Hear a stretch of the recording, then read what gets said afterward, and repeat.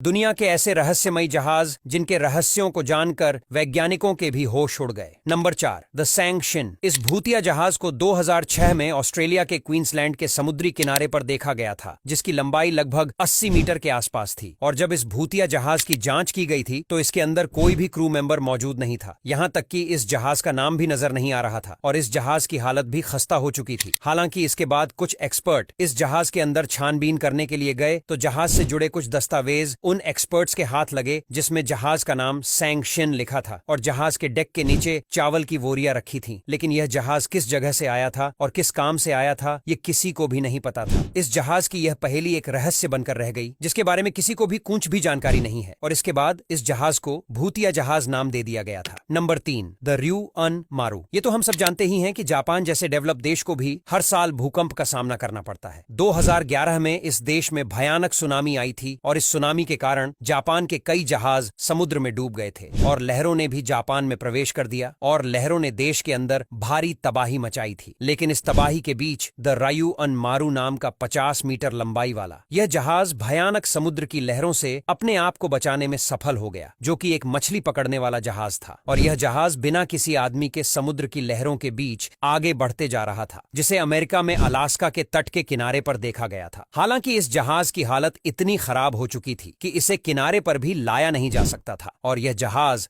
समुद्र में यात्रा करने वाले दूसरे जहाजों के लिए दुर्घटना की वजह बन सकता था। इसलिए इस जहाज को समुद्र में ही डुबाने का फैसला लिया गया। फिर इस जहाज के ऊपर गोलीबारी की गई और फ्यूल टैंक में आग लग जाने से यह जहाज पूरी तरह से नष्ट हो गया। जिस जहाज का समुद्र की बड़ी बड़ी लहरें कुछ नहीं बिगाड़ सकीं, वो इंसानी गोलीबारी ने समुद्र में डूब गया। Number 2, the Myanmar ghost ship. Myanmar घूमने के लिहाज से एक बहुत ही खूबसूरत देश है जहां अक्सर दुनिया भर से लोग घूमने के लिए आते हैं। लेकिन यहां साल 2018 में समुद्र के किनारे पर एक भूतिया जहाज को देखा गया था। इस भूतिया जहाज का नाम सैम रतुलांगी PB1600 था, जिससे म्यांमार के क्रूजल गार्ड ने संपर्क करने की काफी कोशिश की थी। यह जहाज साउथ म्यांमार की तरफ काफी तेजी से बढ़ रहा था, जो एक पहाड़ से टकराने वाला था। लेकिन यह जहाज उस पहाड़ से टकराने से पहले ही रहस्यमय तरीके से अपने आप रुक गया। इसके बाद क्रूजल गार्ड की एक टीम ने इस जहाज के अंदर छानबीन की तो इसके अंदर कोई भी क्रू मेंबर मौजूद नहीं था। यहां तक कि इस जहाज में किसी तरह का सामान या कार्गो भी बरामद नहीं हुआ था। लेकिन जब इस रहस्यमयी जहाज के बारे में जानकारी इकट्ठा की जाने लगी तब पता चला इस जहाज को साल 2009 में तालिबान के तट पर आखिरी बार देखा गया था। यह 177 मीटर लंबा जहाज था जो कि न जाने कितने दशक से समुद्र में